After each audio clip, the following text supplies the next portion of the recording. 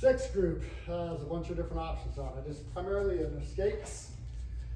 Very similar, we showed this with the cross hand. You can do the one with the cross hand, but this one we do just as a simple escape.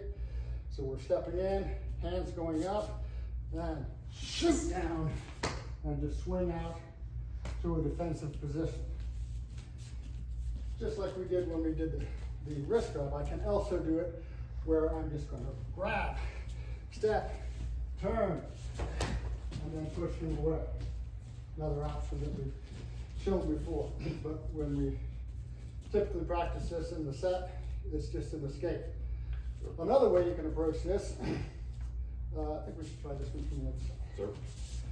Another way you can approach this is that I can come in just like I was going to escape, but instead of escaping, I'm going to capture, turn, arm bar.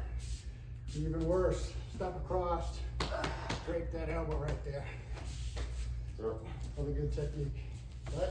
Sure. And then lastly, from here, I can just drive my elbow straight into their gut, grab their hand, turn, lock them up in a triangle lock. Want to put them down, just step back. Want to roll over, just turn. And then they're locked up.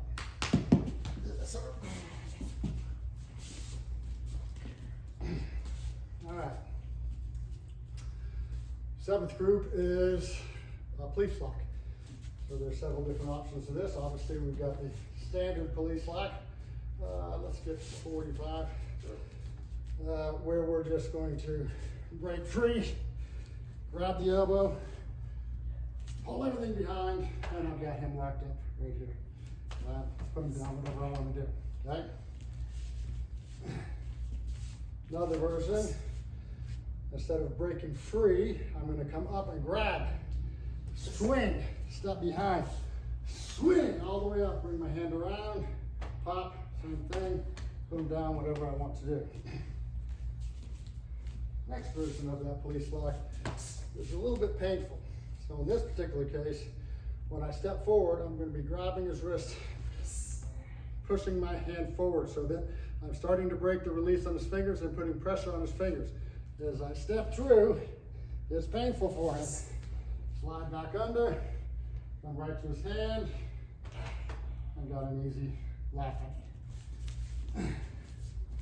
Do that a little slower so we can see. Once again, I come in here, boom, got that lock on his finger, so it's putting pressure on his fingers. As I step up, he's already getting locked up. I come right under, my hand just slides right into perfect position for that police lock. Right. Last group, eighth group that we do, is a simple low wrist lock. A couple of different ways to do it. So what we do is we're just going to step underneath, reach up, not doing anything other than bending his wrist. As I step through and pivot, I'm now going to grab, so I have a grip on their hand with my fingers on the back, pull, down, turn, and push to the ground. Let's demonstrate that from this other side.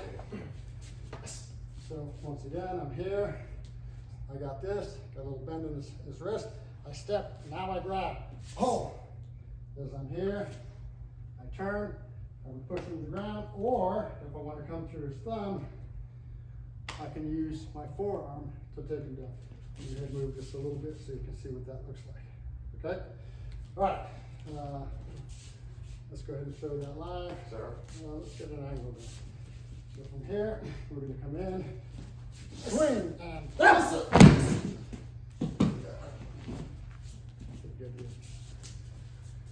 All right, so on this technique, we also do a bunch of different transitions just to help. It's an exercise rather than new techniques.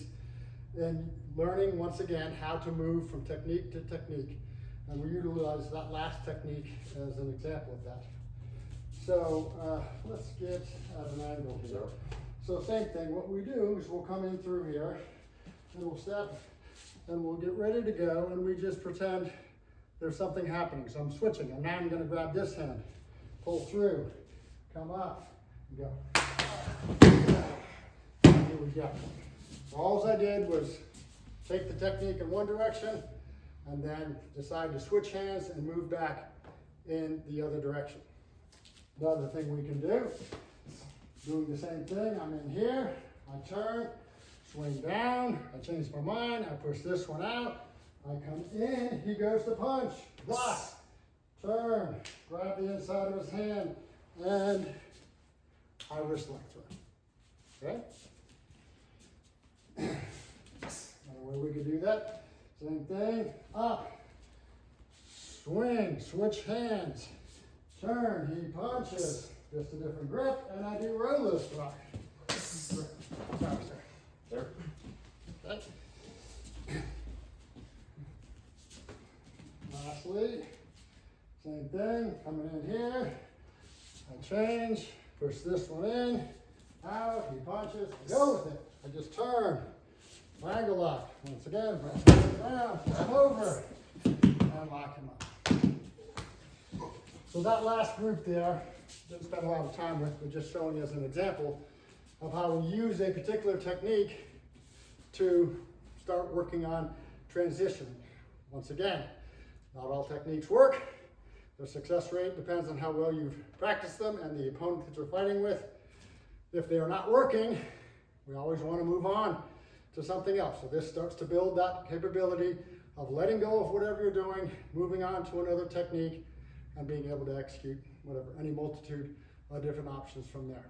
So that's it for the intermediate punch grab from the wrist or from the forearm techniques that we've got.